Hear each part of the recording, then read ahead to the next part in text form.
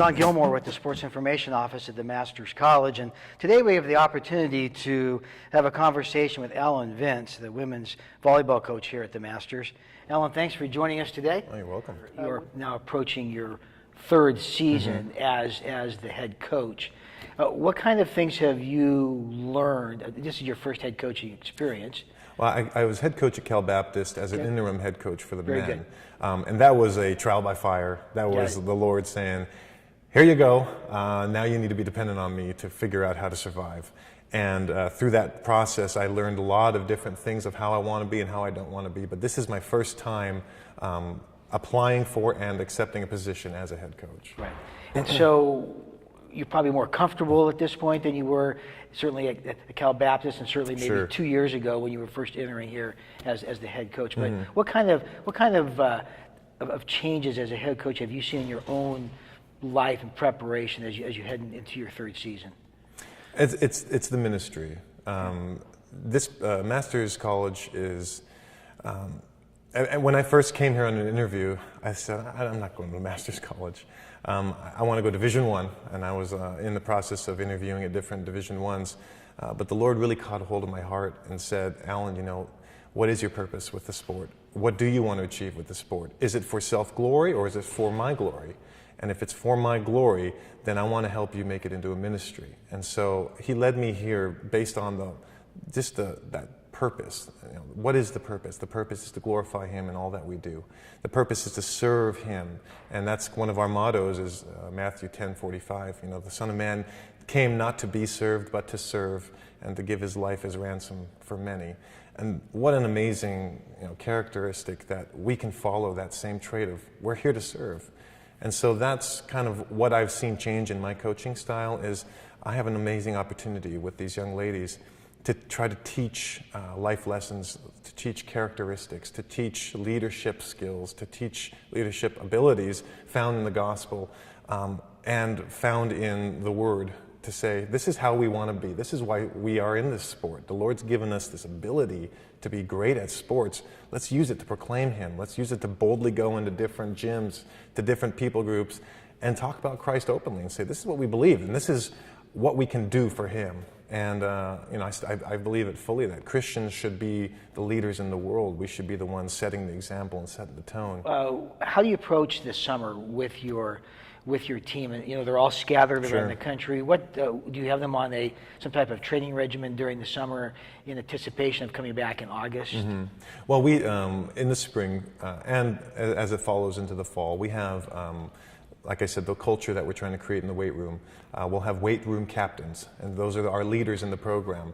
And they have the younger athletes who are less experienced underneath them to be able to kind of create leadership and responsibility by giving direction in the gym or in the weight room where form is everything. And if you're not doing it correctly form-wise, you could really get hurt.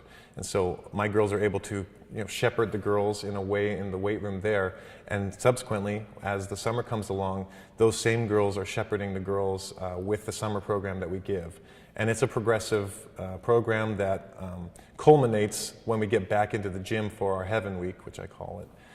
And that's when we prepare for fall for 3 weeks. And that's double days, conditioning, as well as heavy, extensive gym training where we're working on fundamentals, working on skill development, and bringing it all together, like I said, to culminate into us being able to compete in a six-man environment. And so our girls keep each other accountable during the summertime, and the girls, as they're making gains now in the spring, we have a way of jotting it down and keeping track of our gains so that when they do get into the summer, as anybody, if you're trying to lose weight or trying to gain weight, you don't lose track of something because you go off of a program. You keep it consistent because it's intrinsic. That's what you've developed as, this is what I want to be, this is the identity I want. I want to grow in strength so that I can be great at my sport to honor the Lord with my abilities. And so I trust in the girls that they're going to keep each other accountable in that regard, and it allows for the team to kind of have continuity even when we're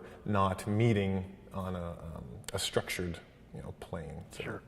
And they certainly have to be ready to go coming back in August, because right out of the chute, it seems like annually that you're in multiple weekend tournaments. Sure. And so you're playing multiple matches in a weekend and in the following weekend before you actually get the GSAC play. Yeah. So that's done on purpose, I'm sure, to get them into the flow of the sport right away, but also to prepare them for conference play. Tell us a little bit about how you prepare them for GSAC play as well.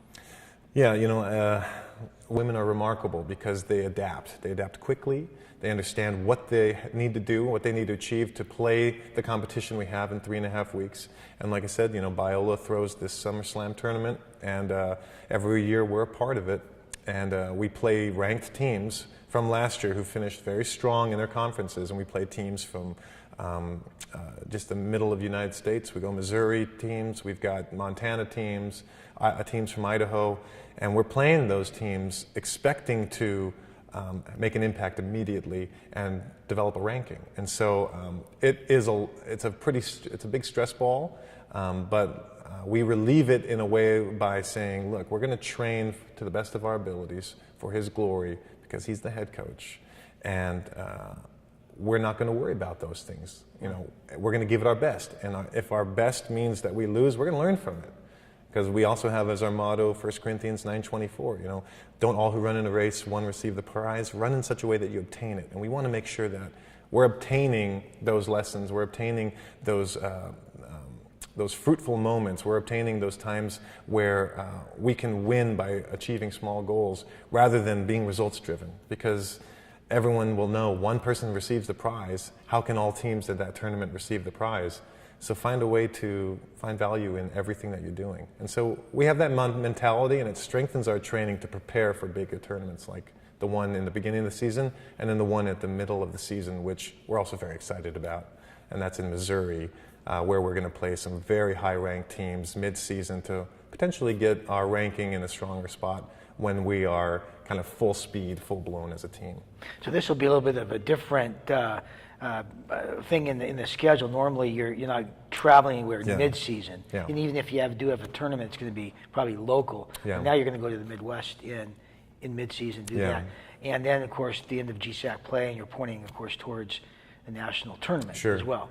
Right. Yeah, and the girls have been showing a resilience to strong competition, to where we're doing very well at getting to a pressure point and getting past momentum areas to be able to consistently play hard all the way through till we finish. And that's one of our biggest desires as a team, is training to finish. And so that's what we're working on in the spring right now, and that's what we'll be working on in the fall, so that when we do get in those positions, we know how to finish. Sure. And speaking of those girls, certainly you have a good core returning to the court this fall. You also have some recruits coming in. Can you, without really telling us who they are specifically, maybe tell us what kind of players they are? Yeah. Well, last year was the first time we ran it, but we ran an elite training session where I hand-selected each of the athletes that would come to the training camp. And so we did a 3-day camp, and we're going to be doing it again this year, July 14th to 17th, where we invite athletes that we feel are a good fit for the program, and we train collegiately. We train the way that we train every day in college, to just give an understanding to these athletes of this is what you expect. This is the type of training, this is the speed that you're going to expect when you get into the gym, and this is the type of strength you need to have to be able to sustain that speed and to sustain the just the constant pummeling of that ball. And so the athletes truly get a good sense of what collegiate athletics is about and what it's like and whether or not they can do it. We give, it's a smaller group that we invite, it's under 30, and it allows us to really work specifically with each athlete, look at their skill set, evaluate them honestly, and then also evaluate them from different perspectives, because we have a certain video system that we use that allows for the athletes to see themselves in real time perform the different actions. And so we had our first one last summer, and from that elite training session, we have 4 athletes that have signed to come in for 2016. And these athletes are phenomenal athletes. And Christ brought these athletes to this school not for the sports. I mean, the sports is a bonus. Volleyball is a bonus. But the motto of the campus, for Christ and Scripture, is what draws students here.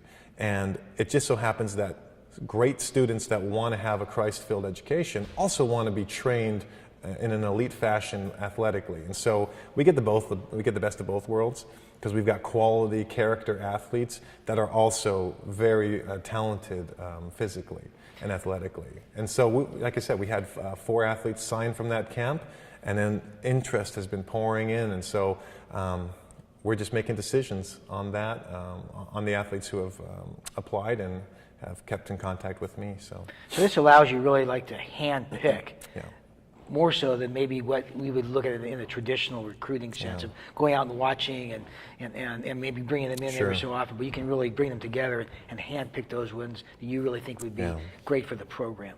And that's something that can be either looked at as a burden or a blessing, to where, if I'm out on the recruiting field and I'm looking at athletes play, sometimes it's just a sea of great fish.